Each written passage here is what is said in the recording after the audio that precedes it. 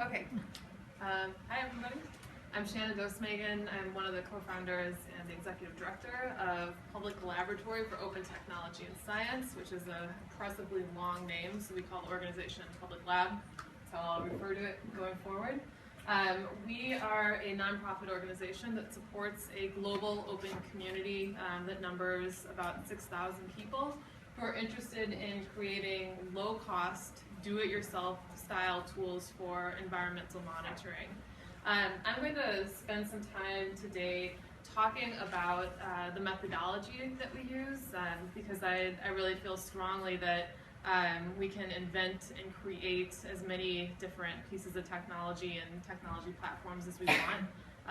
But if there are not communities and social methods that are built in around them, that can become very troublesome. So I want to talk through some of our methods and then also go through some of the different projects that we have that might be of interest to people at this conference to see what some of the community members are creating. PC, oh, sorry. I'm not, which one of these? Okay. Up and down arrow. All right. So just a very short history of myself. I'm not a scientist. I typically tend to stay away from the term citizen science. I don't like the politicization of the word citizen. So we typically call what Public Lab is community science. But I, for the duration of my career, have been a community organizer and educator. I'm from New Orleans, Louisiana, and this is where I found myself in 2009, 2010, working in communities that neighbored many of the large industrial facilities that line the Mississippi River. This was really my first exposure to low-cost monitoring. I was using a 5-gallon bucket, a Radio Shack vacuum cleaner, a bag, and a tube to do grab samples of emissions that were coming from the refining facilities. You all might remember that then in 2010, in April, the BP oil spill happened in the Gulf of Mexico. And this is really where the idea for Public Lab came from. So looking at the BP spill, there was a lot that was happening in New Orleans itself. We were smelling oil that was being burned on the Gulf. But we had no way as people of the Gulf Coast to get involved and really interact with the information that was coming out, largely controlled by the BP Corporation itself. So this is the very first tool that we collaboratively developed.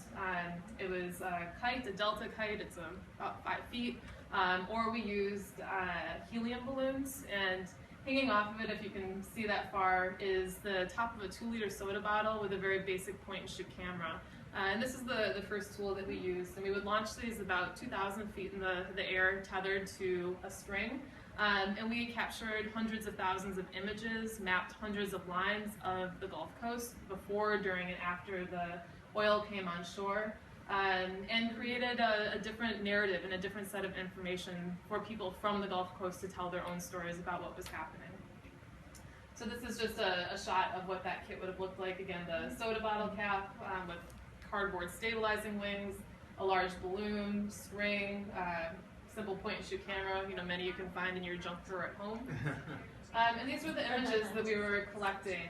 And the resolution tends to be hundreds of times better than what you'll find in satellite imagery and on places like Google Earth or Google Maps. And this specifically was actually a site that was of local importance. This is an oyster fishing grounds in Barataria Bay that was photographed on July 22nd. And you can very clearly see the oiling that was happening in this part of the wetlands. So moving forward past that event, we took a step back and looked at the larger field of environmental health and noticed that, of course, many times environmental crises are not so immediate and rapid paced. A lot of them are very slow moving and take years to actually unfold. So we decided to create Public Lab to address 2 major problems that we saw in addressing these things. First, that tools are created at a price point for research institutions, for corporations, and for the government, not for everyday people like myself. And then second, we were really interested in trying to figure out how to create a space of collaboration.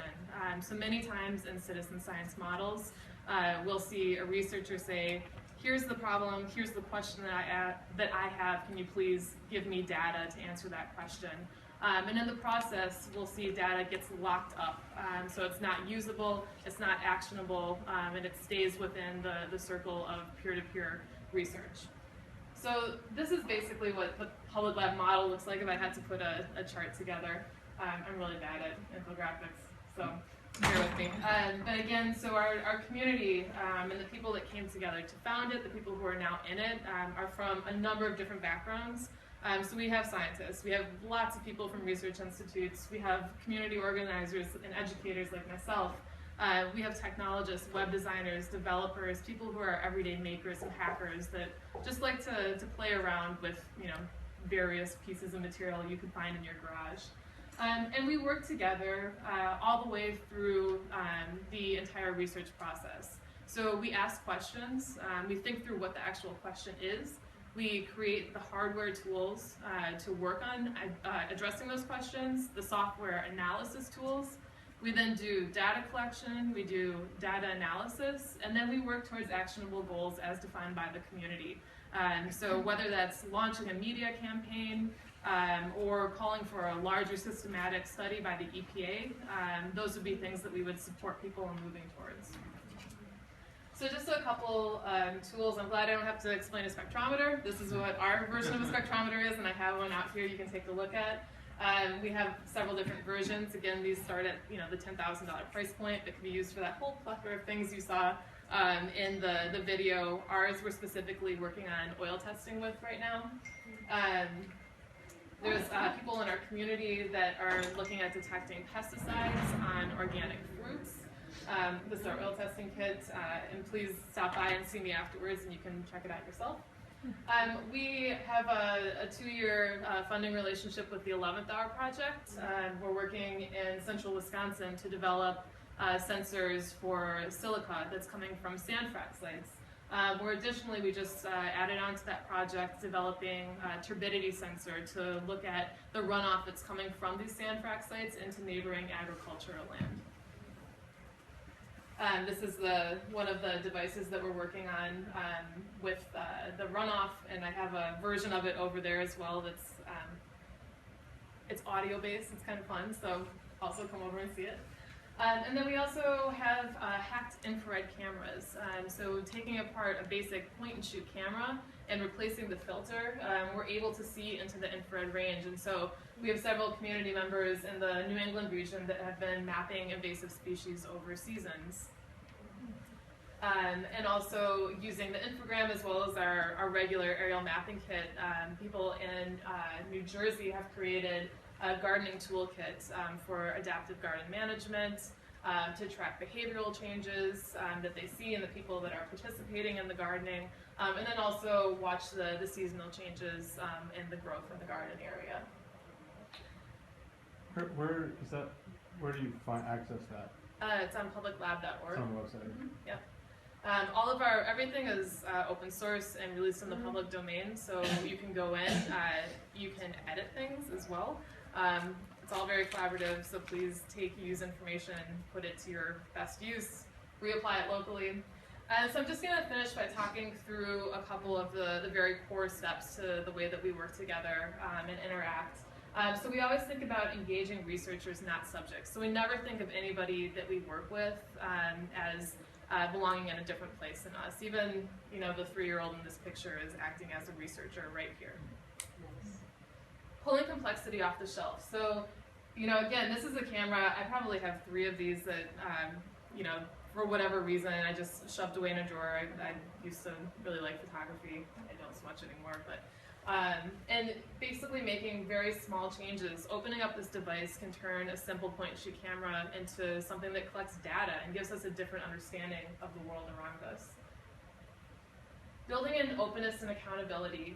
So in the community science process, I always put the satellite and drone on one side because they're much more about stealth and invisibility. In community science, I'm connected to this massive red balloon that has a string attached to it that is wound around a reel that's in my hand. So it places me in a situation where somebody can come and ask me questions about the work that I'm doing and what I'm interested in looking at in their community. We create collaborative workflows. So this is part of our research platform. I encourage everybody to take a look at Public Lab. If you think it's a good way to collaborate, fork it, take it for your own, redo it for your own community. But we ask people to contribute back because of our open licensing. So anytime people make a modification to one of our tools, or they go about creating a project in their neighborhood, post a research note back so that we can all learn and grow and build off of these. So back in the 1800s, this is a picture of a barn raising where communities in rural America would get together and they would literally put up a barn. So we borrowed this term for the events that public labbers do in various areas. Regionally, we have an annual one in rural Louisiana, and we get together with this concept in mind, and we create tools, and we build methods, and we put together toolkits, and we work on people's particular problems. Such as here, we created it's basically a thermal fishing bob, so you can drop it in the water and it'll tell you if there's different temperatures. So near the Plymouth nuclear power plant in Plymouth, Massachusetts, we might drop it in there and see that there's a heat leak in a particular area that might tell us something about that portion of water. So we went out to the nuclear power plant and we're at a farm, and that's where we created the tool. So we do it on site. We sleep together, we eat in the same place, and we do this over a retreat style period of about 3 days. Mainstreaming accountability. So we've had a long-standing partnership with Google Earth. So anytime, for instance, you would go to Google Earth and see imagery from public laboratory, we can take you back to all of the metadata. So this is very important in all of our platforms, from this one we created, MapKnitter, to our spectral workbench, to Infogram, is that you can always see all the individual information and data that went into the final project. And then finally, creating local versions of tools. So this is, going back to our open licensing. Just to give a quick example, the image in the upper left, the second in, that was the first rig that we used to fly cameras during the BP oil spill. And again, there's cardboard stabilizing wings, which very quickly wilted in the humidity of the Gulf Coast. So because of the open licensing, we did a very quick fix, and the next one was to down the green soda bottle rig that is plastic. So this may seem very basic to everybody and kind of a no-brainer, but this is really the beauty of what a collaborative open community can create together, is tools that grow and get us in the direction that we want to go towards final versions. And that's it. Thank you very much. And again, please stop by and check out the tools afterwards.